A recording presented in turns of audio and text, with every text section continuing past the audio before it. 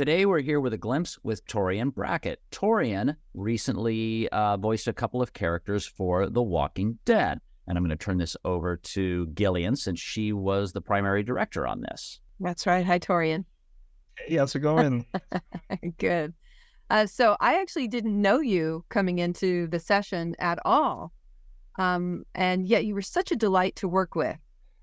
You were so flexible with everything, agreeable to whatever was thrown at you, and really game to explore all avenues. Because really, when you come into a session, you don't know how it's going to be directed, do you? Not at all. Though almost 98% of the time, you're seeing lines for the first time when you walk in the booth. So you definitely have to be ready for anything.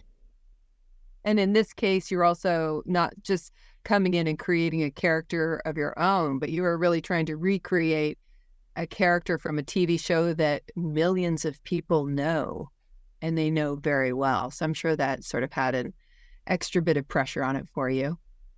Yeah, this was my first time doing sort of iconic character. So yeah, the pressure is definitely on, especially being a fan of the series and having my own kind of expectations of who Morgan is supposed to be. You know, it all kind of can get in your head if you're not careful.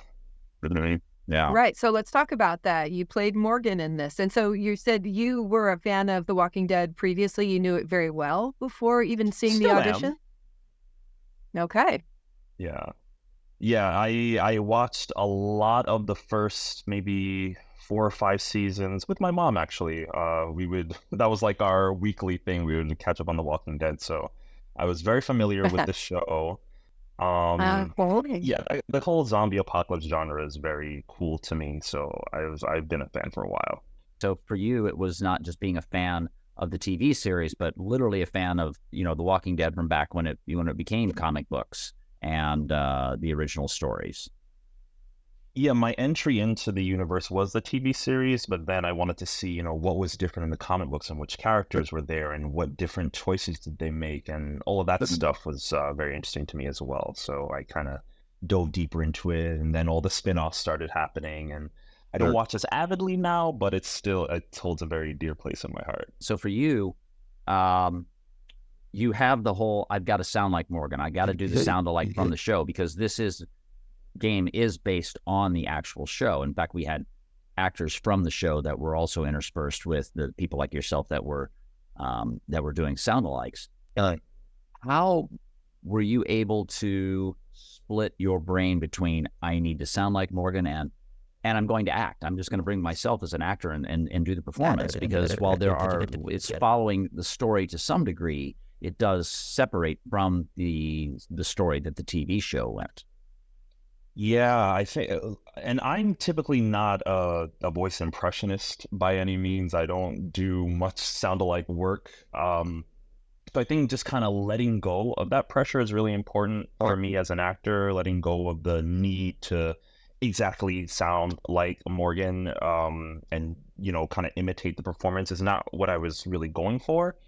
I knew that, it was going to be me at the end of the day. So just kind of giving way to that allowed me to just move forward with what I was doing and not really worry so much about sounding exactly like Morgan.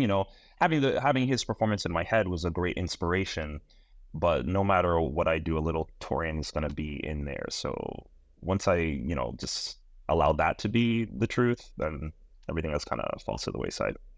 I think too, that's a part of what my job is as well, is that if you're going to go ahead and get to the emotional truth of the acting, I can help let you know, here's where we can help it sound more like Morgan, delivering that same emotional truth. Well, like I said, it felt very early on kind of locked in. And then from there was just hitting the emotional beats. And those, I think we did spend a little more time on making sure we massaged those properly. But it felt good throughout. Nice. Great. And then all of a sudden you did an NPC after that. I was very excited about. That was fun. I was trying to remember what your NPC was like, but it was a drastic turn. Yeah, there was a couple of, I want to say, enemy NPCs, part of another camp somewhere. Yeah. And That's right. The Woodbury Goons.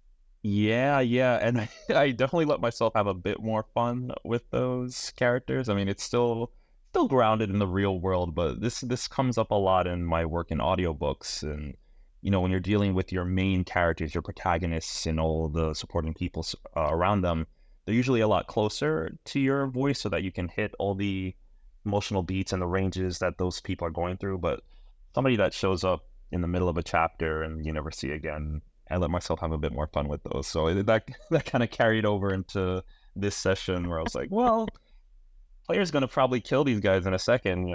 Let's have some fun with it. Unless they stink, in which case it takes them a while. Yeah, and you never know. Sometimes players can grow to like these characters and maybe find a different way to solve the situation. Right. All right, well, Torian, thank you very much. I really appreciate the time, and looking forward to hearing your performance actually played out in the entire game.